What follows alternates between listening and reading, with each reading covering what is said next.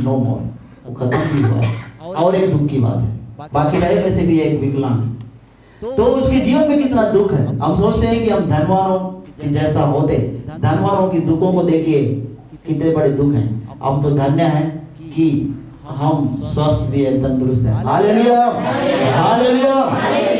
अगर जन्म लेने के बाद बच्चा नहीं रोया तो उसके ब्रेन में ऑक्सीजन नहीं पहुंचेगा। ब्रदर अच्छा से जानते हैं, मेडिकल लाइन में डॉक्टर है। लेकिन उस समय ऑक्सीजन हमारे ब्रेन में आया, वो 10 मिनट 20 मिनट के अंदर 5 मिनट तक अगर मान लो ये हमारे अंदर जो ब्रेन के जो टिश्यूज हैं उनको ऑक्सीजन चाहिए, 5 मिनट तक जीवित रहेंगे। जैसा बच्चा बाहर आया, अगर 5 मिनट तक नहीं रोया तो वो टिश्यूज पूरा लुप्त हो जाएगा, मर जाएंगे।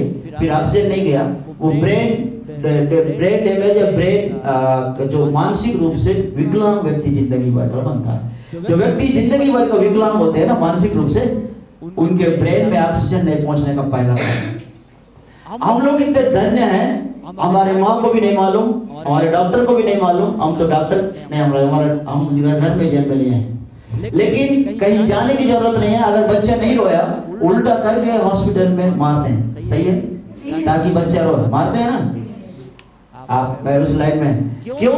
वो ब्रेन में ऑक्सीजन आ जाए। तो ये बच्चे का एक सीओ है, लेकिन उसके ब्रेन में ऑक्सीजन नहीं पहुंचा, इसलिए तो मानसिक रूप से विकलांग हुआ है। उसको पहुंचाने का काम प्रभु यीशु करता है हमारे जीवन में। Hallelujah, hallelujah. जो हम सोच भी नहीं है, चिंता में भी नहीं है, तो हम कितने धन्य हैं, हमारे हम विकलांग नहीं है। सोचिए, आज अगर मान लीजिए वो 5 मिनट में अगर ऑक्सीजन हमारे ब्रेन में नहीं आता तो हम क्या होते? धन्यवाद देना चाहिए कि नहीं? कौन देंगे धन्यवाद? इसलिए तो 4 बजे उठ के घुटने में आके धन्यवाद देना चाहिए कि मैं विकलांग के जैसे बच्चों के बीच में नहीं हूँ, मुझे आपने स्वस्थ रखा है, इसका कारण आप ही है। वो माँ को भी नहीं मालूम, वो जो हमारी दाई माँ जो भी हमारी डिलीवरी माँ का डिलीवरी कराई उसको भी नहीं मालूम। उससे पहले प्रभु यीशु जाना, आपके ब्रेन में ऑक्सीजन की जरूरत नहीं पहुंचा दिया। Hallelujah, hallelujah. हम इस दुनिया में इस विवेक को हम पाप के लिए ना बल्कि प्रभु के लिए पवित्रता की ओर मन फिराएं। हालेलुया। हमारे पैर नरक की ओर जा रहे थे, हमको नहीं मालूम था। ये पैरों को प्रभु यीशु ने ये पकड़ कर हमें स्वर्ग की ओर फिरा दिया। अब हम स्वर्ग से फिर नरक की ओर ना फिरे, हम स्वर्ग की ओर जाने वाले हो जाए। हालेलुया। कई बार हमने देखा है मसीहों के जीवन का केंद्र मसीह यीशु होना चाहिए। खूंटी पे बांधा हुआ बैल वो चारों ओर खूंटे के केंद्र मानकर चारों ओर घूमते रहता है।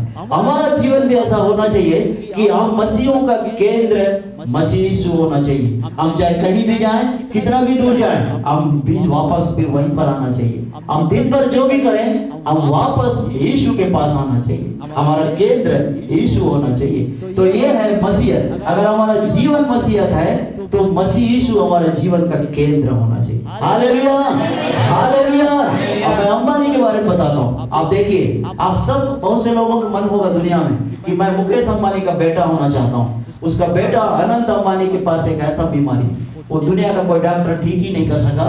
उसमें एक अस्थमा का बीमारी है। अगर वो टेबलेट खाएगा वेट बढ़ेगा, टेबलेट नहीं खाएगा तो सांस का प्रॉब्लम। इन दोनों के बीच में बैलेंस बनाने वाला कहीं कोई दवाई नहीं बना, ना वो डॉक्टर है, कोई दुनिया में कोई जगह है ही नहीं है जो इसको बैलेंस में लाने का। हमारे पास भी हैं, मेरी माँ को भी अस्थमा का प्रॉब्लम है, लेकिन प्रार्थना के द्वारा टेबलेट से बढ़कर कई दिन तक टेबलेट नहीं खाती है। प्रार्थना